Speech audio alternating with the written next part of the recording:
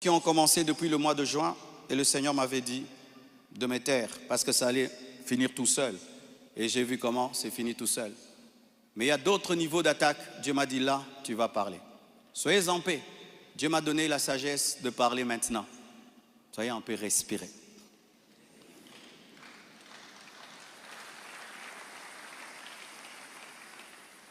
Désormais, lorsque j'aurai des choses très importantes et pertinentes, j'écrirai et puis je lirai. Amen. Comme ça, je reste vraiment dans ce que je devais dire et ce que Dieu m'a demandé de dire. Shalom, bien-aimé. Et j'aimerais que ça passe en ligne. Comme le combat est sur Internet, la réponse est sur Internet également.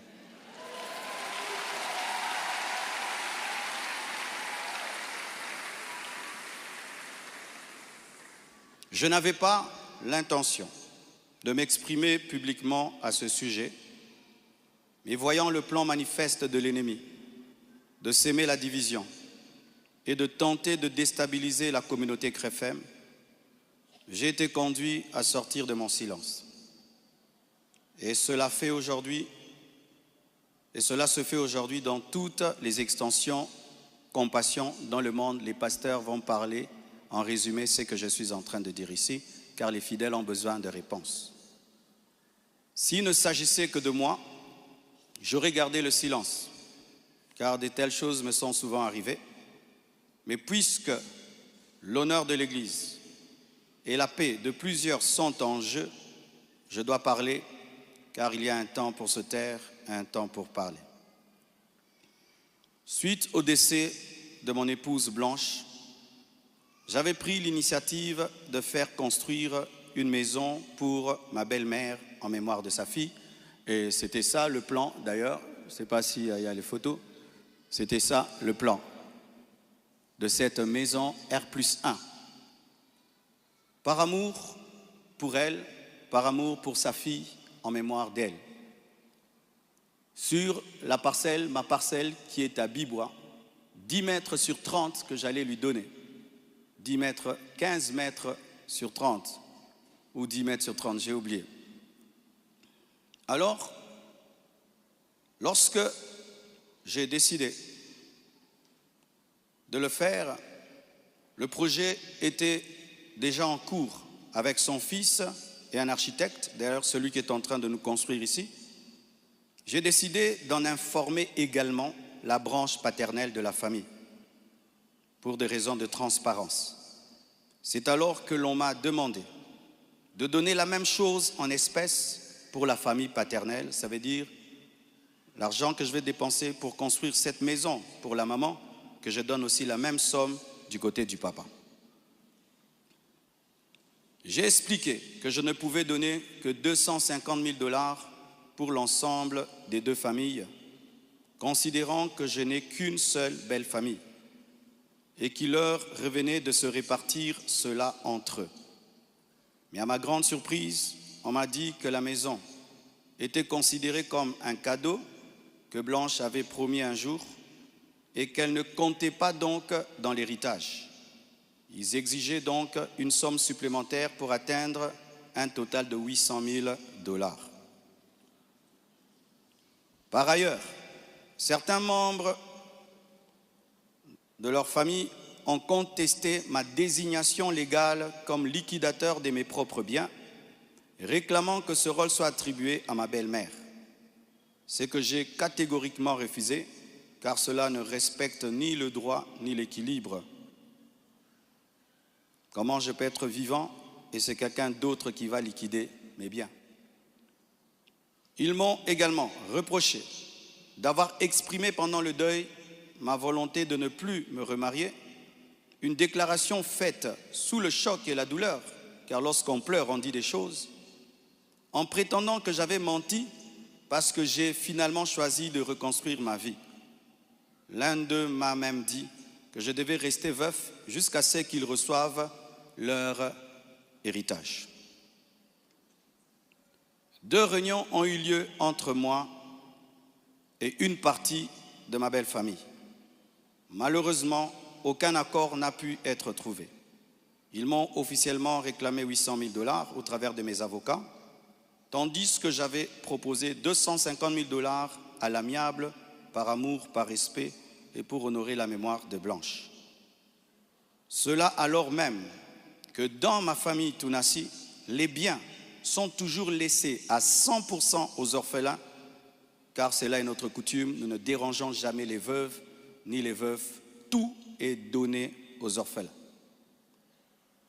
Suite à cette impasse, nous avons lancé un inventaire légal de mes biens, conformément au code de la famille en RDC, dans le cadre d'un régime de communauté de biens avec 4 héritiers. À ce jour, leur part est estimée à moins de 150 000 $, car certains biens que nous avons, certains ont été mis totalement au nom des enfants, et nous, on n'est que des représentants, mais ce n'est pas à nous. Et d'autres biens ont été donnés à l'orphelinat. On a vendu notre parcelle de Limété à l'orphelinat à un prix cadeau. Donc, c'est 150 000 $, donc inférieur à ce que j'avais volontairement proposé. Les calculs d'ailleurs sont en cours jusqu'à aujourd'hui parce qu'ils considèrent que ce n'est pas le bon chiffre.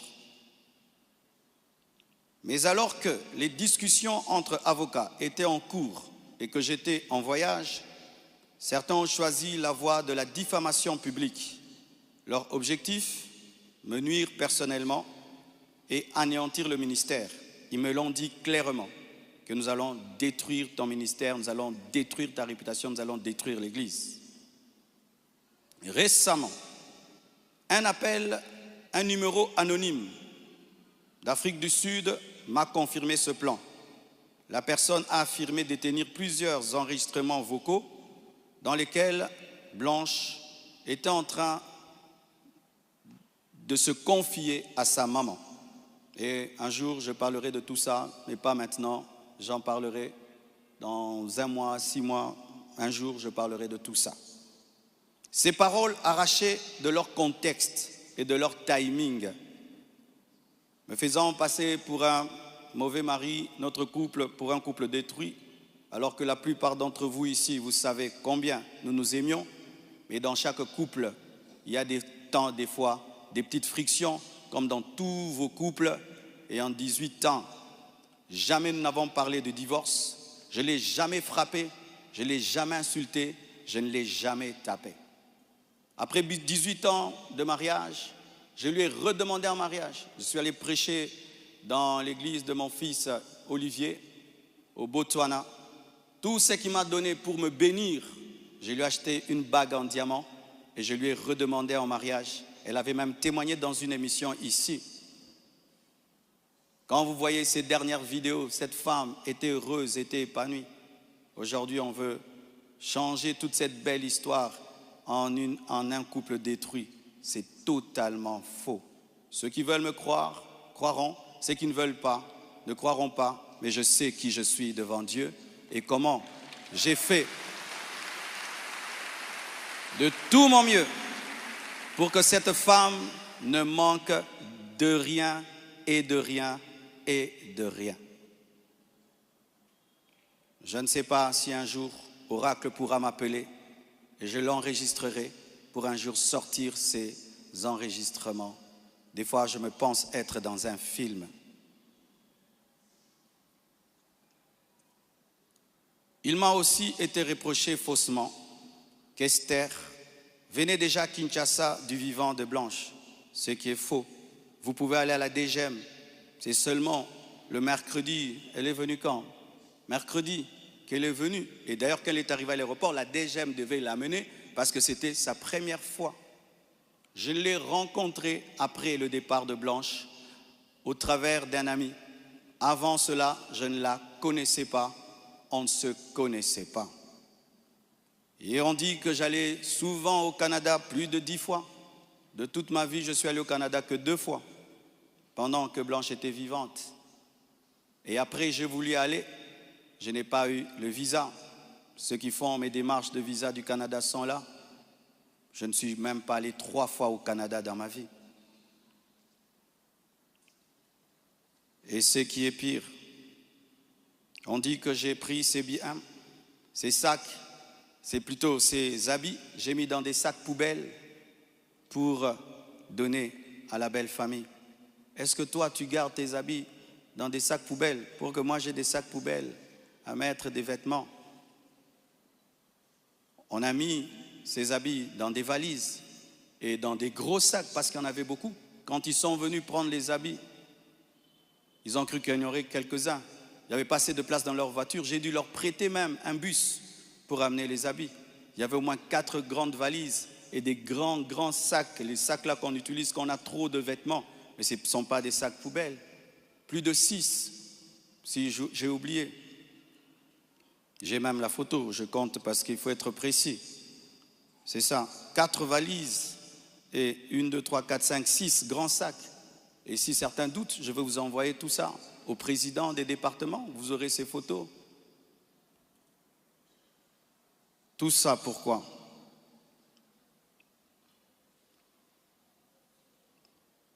Et ce qui est terrible, on m'accuse même de l'avoir tué, alors qu'elle est décédée d'une crise cardiaque à l'hôpital, suite à une opération. Et ils m'ont posé la question, elle est morte de quoi? Je leur ai dit, on l'a opérée, elle n'a pas supporté l'opération. Le même jour, quand je suis arrivé avec son corps, après encore, la famille paternelle me pose les mêmes questions devant 10 personnes, 15 personnes, j'ai expliqué. Ils savent de quoi elle est morte. Et aujourd'hui au Congo, si tu deviens grand, donc tu tues les gens. Quiconque meurt à côté de toi, c'est toi qui le tues. Le jour que Dieu t'élèvera, tu comprendras ça. Tu dois prier que tout le monde vive 90 ans. Si les gens commencent à mourir, c'est toi qui les tues. Comment peux-je tuer la mère de mes enfants? Priver Tabiri de sa maman? Comment? Même toi, qui viens de te convertir, tu ne peux pas faire une telle chose. Moi, serviteur de Dieu. Elle est partie en Turquie samedi. Je l'ai suivie dimanche. On s'est rencontrés même avec papa à l'aéroport. Elle était déjà partie. Elle me disait de venir parce que pour son opération, il fallait que le mari signe. Et je suis arrivé, j'ai signé. Même pour une césarienne, on signe. Elle est partie, elle n'est jamais plus revenue. Et comment son corps est venu vite? Frère, le problème souvent, c'est que les gens attribuent aux autres leur pauvreté. Lorsqu'il n'y a pas les moyens, quelqu'un peut mourir lundi pour que le corps vienne. On prend 2 semaines de cotisation. Mais quand Dieu t'a béni et tu as des relations, et même le médecin est touché par ce qui t'est arrivé, c'est ce médecin qui a tout fait. Je dis, je ne peux pas dormir dans votre pays, je ne peux pas rester, je ne peux pas supporter. Je dois partir demain. Mes enfants ne peuvent pas rester en train de pleurer dans ce pays. Il a dit, qu'est-ce que tu veux que je fasse? J'ai dit, fais tout, que je rentre. Il a tout fait et on est venu. Et c'est la sorcellerie. Comment quelqu'un peut mourir tel jour? Du coup, vous prenez le corps, vous amenez, c'est trop vite. Donc vraiment, c'est terrible, terrible. Vraiment le niveau de raisonnement que les Congolais nous avons atteint, vraiment. Vraiment que les écoles recommencent, je ne sais pas, vraiment. C'est terrible. Des fois, je me dis, tous les derniers de la classe qu'on ne voyait plus, ils sont remplis maintenant, là-bas.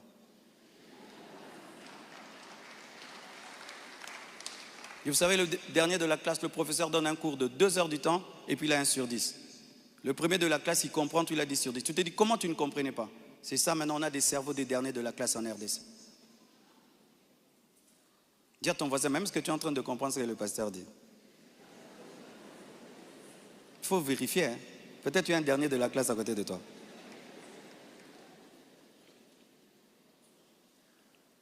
Tout cela n'est rien d'autre qu'un chantage, motivé par l'appât du gain, car cette personne me dira, donne-nous l'argent, nous avons des voices, sinon nous allons te détruire. Tout ça, c'est un chantage motivé par l'appât du gain. Pourtant, malgré tout, j'étais disposé, je suis disposé à donner 250 000 $ par respect pour Blanche et pour sa famille et pour la paix. Mais je ne peux pas accepter l'injustice d'une exigence démesurée de 800 000 $. Comme je vous dis toujours, cette église n'appartient pas à mes enfants. J'ai investi 26 ans de ma vie dans cette église, mais rien n'est à mes enfants. Qu'est-ce que mes enfants auront? Les quelques biens que j'ai, c'est à eux. Ils ne viendront pas un jour vous déranger ici. Et donc je ne peux pas donner par peur ou par chantage ce qui est à eux. Ils diront, tu es quel genre de père? Et l'église, ce n'est pas nous. Et ce que tu as n'est pas à nous. Je ne le ferai pas. C'est pourquoi j'aimerais dire aux veuves et aux veufs, ne vous laissez pas dépouiller. Ne vous laissez pas dépouiller. Ne vous laissez pas dépouiller. Ce que je prêche, je le vis. Mon combat, c'est que je vis ma prédication, mon message. Mon combat, c'est le message de la sainteté qui dérange. Mon combat, c'est que une fois, j'ai vu l'esprit du léopard et il m'a dit, tu veux me combattre? Ce pays est tenu par un esprit de léopard, un esprit méchant. Regardez comment nous sommes devenus méchants. Regardez comment nous sommes devenus méchants, mes frères. Cette méchanceté démoniaque satanique. Et quand j'ai vu cet esprit, vous avez vu tout ce qu'on a connu. C'est pourquoi, pour finir, je vous prie, ne cédez pas à la haine. Au-delà des personnes visibles, il y a un combat spirituel.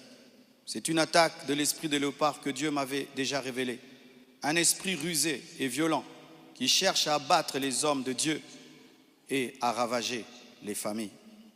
Bénissez ceux qui vous persécutent. Priez pour ceux qui vous calomnient. Matthieu 5, verset 44. Ce n'est pas le moment de combattre dans la chair. Restons enracinés dans la vérité, dans l'amour et dans la prière. Pour ceux qui souhaitent des informations juridiques fiables, je vous invite à contacter mes avocats, le maître Béladé et le maître Abed, qui sont des fils de la maison. Et sachez que toute chose concourt au bien de ceux qui aiment Dieu. Romains 8, verset 28. Et je rends grâce à Dieu pour toutes mes épreuves et tous mes combats. Je suis l'un des hommes de Dieu aujourd'hui les plus persécutés dans ma génération. Quand je regarde mes amis, mes pères, des fois je me dis, Satan vous a oublié ou quoi? Mais je rends grâce. Ça fait de nous une église 4x4. Les gens sont étonnés. Comment cette église n'est pas morte? D'ailleurs, ça grandit. On vous insulte, vous allez à l'église. Vous allez mercredi, vous allez vendredi. Venez 25 matins, une église 4x4. Car ce qui ne te tue pas te rend fort. Et avec Dieu, nous ferons des exploits. Alléluia! Ce message est l'avant-dernier que je ferai à ce sujet. Après le suivant, dans des mois, pas 25 matins, je vous laisse tranquille, les mêmes équilibres, profondeur. Après, une seule chose après. Et puis, on n'en parlera plus. Ceux qui voudront croire, croiront. Mais sachez que moi et vous, nous devons continuer à bâtir comme Néhémie, une main à l'œuvre et l'autre sur l'épée. À bon entendeur, salut, que Dieu vous bénisse abondamment.